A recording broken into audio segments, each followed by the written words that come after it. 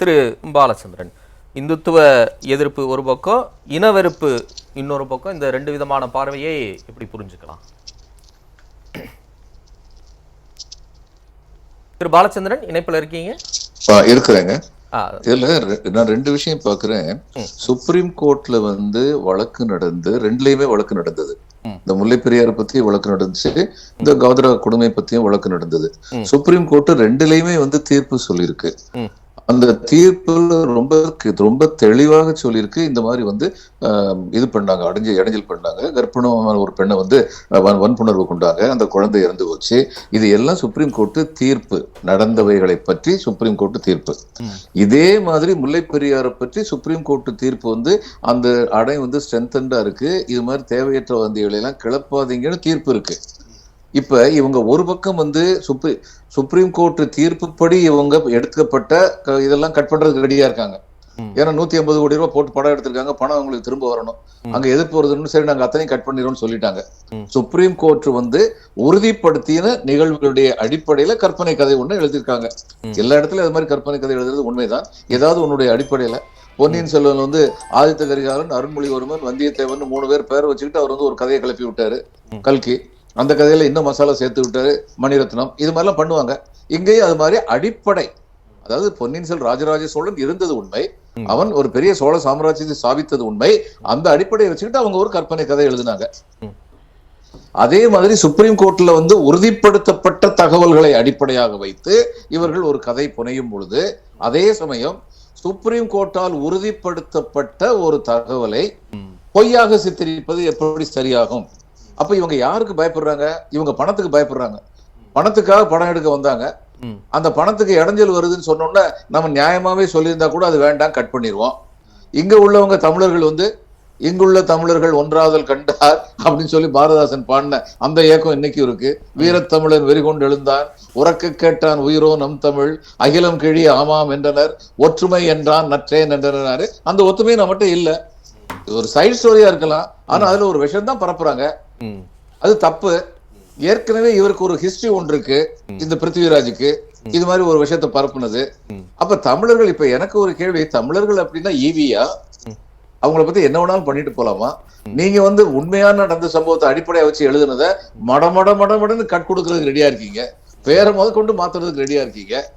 அப்ப இங்க இவர் கோழைன்னு மட்டும் நினைக்கல, இந்த மோகன்லாலை பத்தி மோசக்காரர்னு நினைக்கிறேன், ஹிப்போக்ரிட்னு நினைக்கிறேன். ஓ, அவ்வளவு தீவிரமா இதை நம்ம பார்க்கணுமா? ஒரு பக்கம் பார்க்கணும். ஏன்னா இந்த பாருங்க, இதேதான் ராஜ்குமார் பண்ணார் ஒரு காலத்துல. தமிழர்களுக்கும் கன்னடர்களுக்கும் இடையில பிரச்சனையே இருந்தது கிடையாது காவிரியை பத்தி. நீங்க 80களை போய் பாருங்க, தியாக ஐயாட்ட கேளுங்க. தன் படம் ஓடணுங்கிறதுக்காக காவேரி நமதே காவேரி நமதேன்னு பாட்டு பாடினாரு. பிரச்சனை இவ்வளவு முத்தி போனதுக்கு அது ஒரு காரணம். ஒவ்வொரு தரமும் முல்லை பெரியார் பேரை சொல்லாம இன்னொரு பேரை சொல்லி அது வந்ததுன்னா நாட்டு இதே நாசம், கேரளா நாசமா போயிரும், டேம் உடைஞ்சிரும். டேம் உடையாதுன்னு சொன்னது மட்டும் இல்ல, 136 அடியா இருக்கதை இம்மீடியட்டா 142 அடியாக்கு.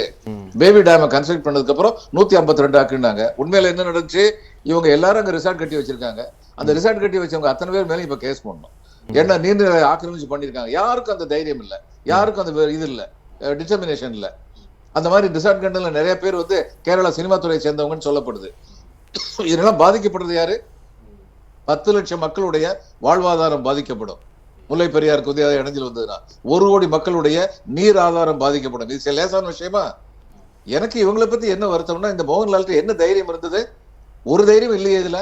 தன் படம் ஒண்ணும் தன் பணத்தை காப்பாற்றணுங்கிறதுக்காக வேண்டி ஏதோ ஒரு பிரின்சிபல்டா பேசின மாதிரி தியாகையா நல்லா சொன்னாரு. பிரின்சிபல் கிடையாது, ஒரு மண்ணாங்கட்டியும் கிடையாது. அவங்களுக்கு பணம் பண்ணணும். இது மாதிரிலாம் சென்சேஷனா இருந்தா படம் ஓடும்னு நினைச்சாங்க. அதுக்கு எதிர்ப்பு வந்தோன்னு அதெல்லாம் கட் பண்ணிட்டாங்க. இந்த பக்கம் எதிர்ப்பு வரலையா, இருக்கட்டும், தமிழன் மேல இன்னும் கொஞ்சம் விஷயம் இதை போகட்டும் அப்படிங்கிற மாதிரி இருக்காங்க. இதுல இந்த திராவிட கட்சிகள் தமிழர்களுடைய நிலையை காப்பாற்றுவோம்னு சொல்றவங்க எல்லாம் எதுக்காக வேண்டி கள்ள மௌனம் காக்குறாங்கன்னு எனக்கு தெரியல. அவங்க எல்லாரையும் ஆட்சேபிச்சிருக்கணும். இல்ல, இதுல இன்னும் வேற என்ன செய்யணும்னு நீங்க நினைக்கிறீங்க? இப்ப வைகோ, ராமதாஸ் எதிர்ப்பு தெரிவிச்சிருக்காங்க, அங்க இருக்கக்கூடிய விவசாயிகள் போராட்டம் பண்ணிட்டு இருக்காங்க. இதுல இன்னும் வேற என்ன தீவிரமான அழுத்தம் தேவைப்படுது? திமுக அதிமுக என்ன செய்யறாங்க? அவங்க 2 தானே பெரிய திராவிட கட்சிகள். அவங்க என்ன செய்யறாங்க? அவங்களும் சொல்லணும். ஏன்னா இது ஒரு விஷவிதை, தமிழர்களுக்கு எதிராக பரப்பப்படும் விஷவிதை. நமக்கு ஒரு பிரசிடென்ட் இருக்கு, எந்த பிரச்சனையும் இல்லாம. நான் கர்நாடகத்தில் இத்தனை வருஷம் வாழ்றேன். தமிழன்ற முறையில் எனக்கு அங்க எந்த இடங்களும் கிடையாது.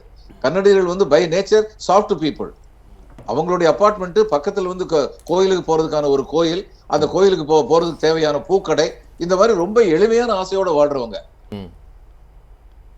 இது இவ்வளவு பெரிய பிரச்சனையாக்குனது திரைப்படம் தாங்க. அதே மாதிரி இன்னைக்கு இவங்க பண்ணிட்டு இருக்காங்க. அதனால இம்மீடியட்டா வந்து ஆளுங்கட்சி எதிர்கட்சி ரெண்டு பேருமே இதை பத்தி கண்டிக்கணும். இந்த மாதிரி நீங்க எடுத்துக்க கூடாது அப்படின்னு சொல்லி நான் திரும்ப திரும்ப சொல்றேன். இதுல வந்து சுப்ரீம் கோர்ட் உறுதிப்படுத்திய சில தகவல்களை பயன்படுத்துறாங்க இந்த படத்துல. எதிர்ப்பு வந்தோன்னு அந்த தகவல்களை கட் பண்றாங்க. அந்த மாதிரியான சீன்லாம் சுப்ரீம் கோர்ட் உறுதிப்படுத்தினதுக்கு எதிராக கருத்து சொல்றது அப்படி வச்சிருக்காங்க. இது என்ன நியாயம்? ரைட். திரு பாலச்சந்திரன், உங்களுடைய நிறைவு கருத்தாவும் சொல்லி. பாலச்சந்திரன் கேட்கிறார். திரு பாலச்சந்திரன், இது வந்து நான் வந்து தடை செய்யணும்னு சொல்லி நான் கேட்கல. ஆனா இந்த கருத்தை பத்தி கண்டம் பண்ணிருக்கணும். ஏன்னா இது ஒரு விஷ விதை. இதை பத்தி சொல்லும் பொழுதே அங்க கேரளாவில் உள்ள மக்கள் வந்து இம்மீடியட்டா முல்லை பெரியார் கூட தான் இதை ஐடென்டிஃபை பண்ண போறாங்க. அதை நம்புறவங்க பல பேர் இருப்பாங்க, பாமரர்கள் நம்புறவங்க பல பேர் இருப்பாங்க. அதனால இந்த கட்சிகள் நிச்சயமாக இதை பற்றி தன்னுடைய கண்டனத்தை சொல்லியிருக்கணும். மோகன்லாலை பொறுத்தமட்டில் ஐயா தியாகையா ரொம்ப கரெக்டா சொன்னாங்க ஆரம்பத்தில். Is a pure business man. இன்னைக்கும் பிசினஸ் எதுக்கு இத்தனை கட்டு கட் பண்ணி வெட்டுறாரு? அப்படியாவது படம் ஓடிடுறாருன்னு பாக்குறதுக்கு நேர்மையற்ற முறையில வெட் பண்ற தைரியம் இல்ல. இங்க வந்து தப்பான ஒரு விஷயத்த சொல்லியிருக்கோம், அது மேல கை வைக்க மாட்டேங்கிறாரு. இவர் மேல என்ன மரியாதை வரும்? இதை தவிர இந்த படத்தை பத்தி சொல்றதுக்கு என்ன இருக்கு? இல்ல மற்ற இந்த இந்துத்துவம் சார்ந்து வந்த அரங்கில் வந்த கருத்துக்களையும் கூட எப்படி நீங்க பாக்குறீங்க? இல்லங்க, இவங்க வந்து இன்னைக்கு வந்து ஒரு பாசிசமா தான் பிஜேபி வந்து நடந்துகிட்டு இருக்காங்க. டெமோக்ரஸி இஸ் ரூல் ஆஃப் மெஜாரிட்டின்னு தப்பா நினைச்சுக்கிட்டு இருக்காங்க. நான் பல தடவை சொல்லியிருக்கேன், democracy is not just about the brutal rule of majority, it is about the protection of minority. இவங்களுக்கு ஜனநாயகத்துக்கு அர்த்தமே தெரியாது. இவங்களுக்கு எதிராக ஒரு கருத்து வந்துச்சுன்னா உடனடியா இந்த மாதிரி ஆர்ப்பாட்டம் நடத்துவாங்க. சுப்ரீம் கோர்ட்ல வந்து உறுதிப்படுத்தப்பட்ட ஒரு தகவலுடைய அடிப்படையில ஒரு படத்தை எடுத்தா அதுக்கு எதிராக இந்த மாதிரி வந்து கிளர்ச்சி பண்ணாங்கன்னா என்ன அர்த்தம்? நாங்க எந்த அயோக்கியத்தனம் வேணாலும் பண்ணுவோம், அதை பத்தி எவனும் பேசக்கூடாது, இதுதான் அர்த்தம். இதைத்தான் இவங்க தொடர்ந்து பண்ணிட்டு இருக்காங்க. எத்தனை நாளைக்கு இது நடக்கும்னு தெரியல. நாட்டுல நல்லது நடக்கலங்கிறது மட்டும்தான் நமக்கு தெரியுது. நன்றி திரு பாஸ்.